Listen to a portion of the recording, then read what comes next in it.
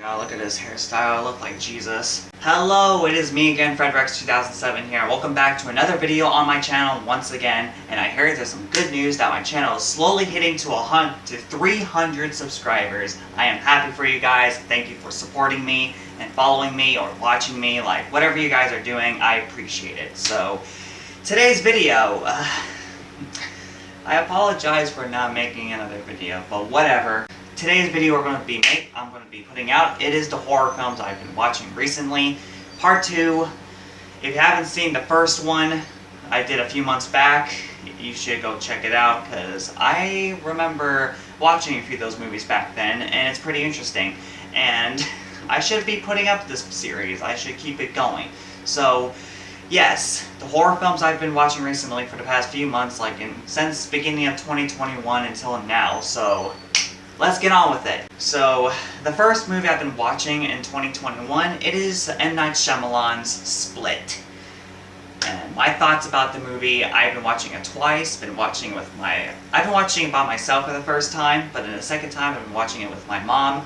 She really liked it, so it's directed by M. Night Shyamalan, the guy that we grew up with who made Signs, the Signs, or whatever the movies he made. I literally forgot because it's a blur. He's such a blur for me, but The Sixth Sense, I remember watching The Sixth Sense a lot as a kid. That movie creeped me out. The Signs, it's one of the best. So this is another masterpiece from him. And what do I think of it? It's a great film. I love the story, I love the premise, and the concept of this movie. It's about 3 girls who is going to be picked up to get back home after a birthday party at someone's place. Until then, they get kidnapped by this man named Kevin, and he has a split personality.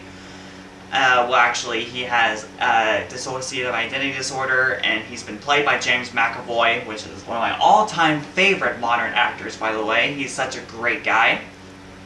So, he ends up kidnapping these girls and taking them to whatever unknown place that he just takes them. Like, a very unknown, dungeon or a warehouse or an underground lair of where he lives. He ends up having a split personalities that he shows up talking to the girls, like he shows up as this 9-year-old boy named Hedwig, or this woman named Patricia, or this perverted guy, nerdy guy named Dennis, and the extroverted character Barry. And until then, until as much as they know about this guy later on, they get to know his true form into his supernatural side.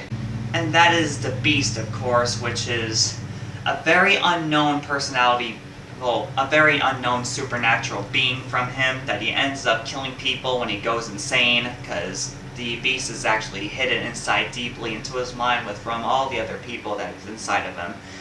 So it's up to this main protagonist, this girl, and these other 2 girls are pretty much forgettable. It's just up to them to, find their way out, to escape from this crazy man. And while that's happening, this guy ends up having a therapist that talks to him about split personalities or whatever, about what's going on to his life. And that's pretty much it about this movie. So I really like this movie. I think it's a really good masterpiece written and directed by M. Night Shyamalan, and also he actually has another cameo, because he has his own little cameos in these kind of movies that he's directing, and that's pretty cool. And I love the way how James McAvoy his acting, his performance. I love his acting. It's just mind-blowing the way he acts. Like, the dialogue is great, the acting is great, the story is great. I love this character, Kevin. He's such an interesting horror villain who has just some poor guy who's just, lost his mind, and he has a supernatural side to him. And I feel really bad for Kevin. So anyways, this is a great movie. I definitely give it a high 8 out of 10 as a great film. It's definitely a masterpiece. It's definitely out there. I don't love the movie that very much, but I really do like it. It's a great movie. So to those who haven't seen Split, you should definitely check it out. So if the James McAvoy character ever comes up at me, I wouldn't mind him kidnapping me. So I would like him kidnapping me. So who would not? Next up I have on my list, it is Clown 2014, but otherwise it was delayed until 2016 because it's pretty disturbing. So this movie is about this loving dad who just busy in his job, and he couldn't make it in time to his son's birthday party, including there's supposed to be a clown supposed to be hired into his birthday party, but he didn't. So the clown is, this local clown isn't making it, so he ends up finding a chest filled with this strange vintage clown costume, and he ends up wearing it for his son's birthday party. Until then, he finds out that the next day he couldn't take the suit off, and it ends up transforming him into this demon clown creature who has a hunger for children. So I'm gonna have to say this, the premise, the dialogue is actually pretty dry into some parts of the movie, but most of it is actually pretty good. And the concept is actually really creative for a killer clown or a creepy clown movie to those who has a big fear of clowns like this one. This one might give you terrible anxiety to those who doesn't like to see a clown eating kids alive, so it does show some of that in the movie. And it's pretty disturbing and just weird and bizarre as it is, and it's very creative for what it was.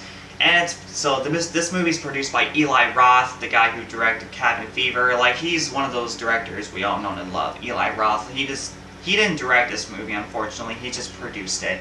And this movie is based off of a YouTube video that's a fake trailer that came out around in October 2008, and everyone thought it was a real movie, so Eli Roth was like talking to this YouTuber saying, can we make this movie a real thing? And they're like, sure.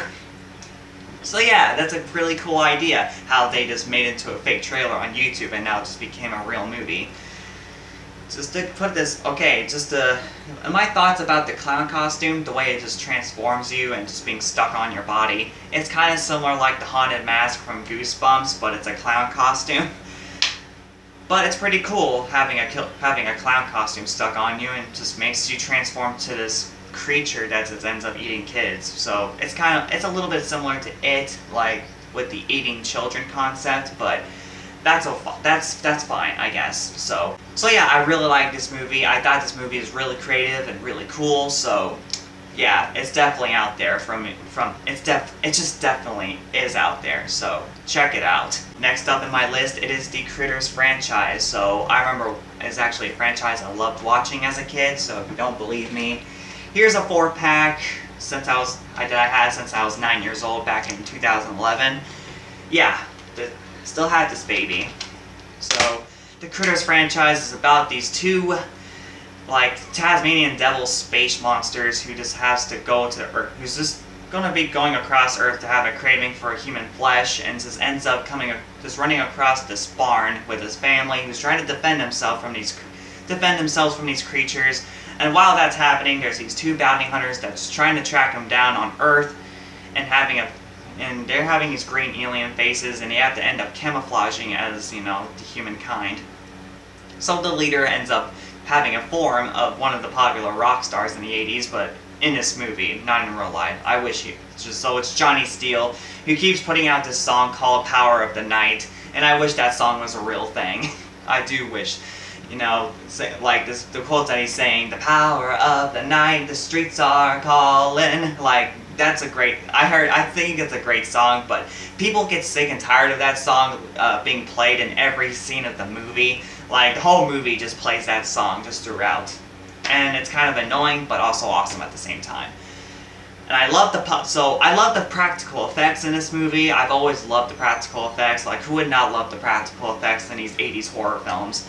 And it's meant for kids. It's PG-13, so these movies are meant for kids. I love the poster of the first movie. Like, look at the poster. It's so cool. I love the artwork and everything. It looks very creepy. I would like to have that poster on my wall, please. The characters, the casting, like having the boy and the daughter and the parents, like they're just very solid characters. And the background character, Charlie, he's pretty much the important character in the whole franchise for some reason, so I don't even know why he's part of the movie. But he is, and he became important from the rest of the movie, so Critters 2 and 3 and 4. The second movie, it takes place around during Easter. And this third and fourth, it's just straight to video, very low budget. They're very poorly made, but the third movie was starring I forgot what that boy was. Leonardo DiCaprio, young Leonardo DiCaprio. So he stars in that movie. And the fourth movie is very cheap, and it stars Brad Dourif. So they just need Brad Dourif in the movie for some reason, and it's Critters 4. But yeah. So yeah, the Critters franchise, it's there for what it was as well for me as a kid, because those were the only horror films I was allowed to watch at the time. The first one is always a masterpiece. The second one is just okay, but the third and fourth are like, no, it just doesn't help at all. But there's gonna be some more soon, because there's a fifth one called Critters Attack. It'll straight to DVD too, as also, so I need to check that out. So I only know the first 4 movies, and they're all right here. So what can you do about it? But yeah, I always loved the Critters franchise. I always think they're cool and very unique back in the day. So yeah, the Critters franchise, there it is. And the final movie in my list, it is The Messengers, 2007, directed by the Pang brothers. And it stars Kristen Stewart. And what is this movie about? It's about this family that moves into this new sunflower barn house. Well, it's not new, what am I saying? In this really old, creepy old barn house that's just filled with this field filled with sunflowers. So they end up planting all the sunflowers just to, to keep the barn going, just to live it up. And while that's happening, it's being haunted by these very creepy looking ghosts that just warns them to get out of the house or else they're gonna die. To the person whoever who's only seeing this is this 2-year-old child, the 2-year-old brother. Like, he's the only one that's seeing the ghosts just crawling around the ceilings and all over the place, and it's pretty creepy. And it's pretty much like, and it's also kind of one of those forgotten horror films that no one talks about anymore, unfortunately, just for some reason. And the movie is written and produced by Sam Raimi. Like, Sam Raimi, who did the Evil Dead franchise and the Spider-Man trilogy. So I don't know why a lot of people are not talking about this on YouTube. I wish a lot of people would talk about it. So yeah, any of you YouTubers out there like Royal Horror, Haunted Hippie, or any of you awesome YouTubers, so you should check this movie out. It's pretty good. It's good. Like, in my opinion, it's a good film for what it was. It's not perfect by any means, but it's good. It's something that's worth watching for a while. So I watched the movie twice with my brother. It wasn't perfect at all, but most of the movie, it just felt good. Like, the whole story, the premise, and the story, like, it's like one of those classic old haunted house kind of tales that takes place in a barn house. So it's pretty much what it is. That's all what it is, basically. It's very solid, very good. There's nothing bad about it, so this movie's actually good. So definitely a 7 out of 10 for me, so check it out. And that is the horror films that I've been watching recently on during my free time, so for the past few months. And time is flying by. It's already getting close to summer of 2021. No. It's flying by very quickly, like 2020. Like, what a horrendous year. But anyways, if you guys enjoyed this video, leave a like. I suggest you to leave a like, comment, subscribe if you want to. If you want to see any more of this content, because I do want to be talking about horror films some more on my videos.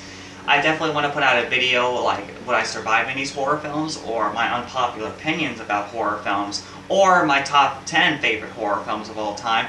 And I really want to be putting out my review of The Conjuring 3. That'll come out very, very soon. I can't wait. So stay tuned for that. So be safe out there, have a good one, stay tuned, and just be good people. I mean, I'm not going to be copying off Dead Meat, sorry. So see you guys later.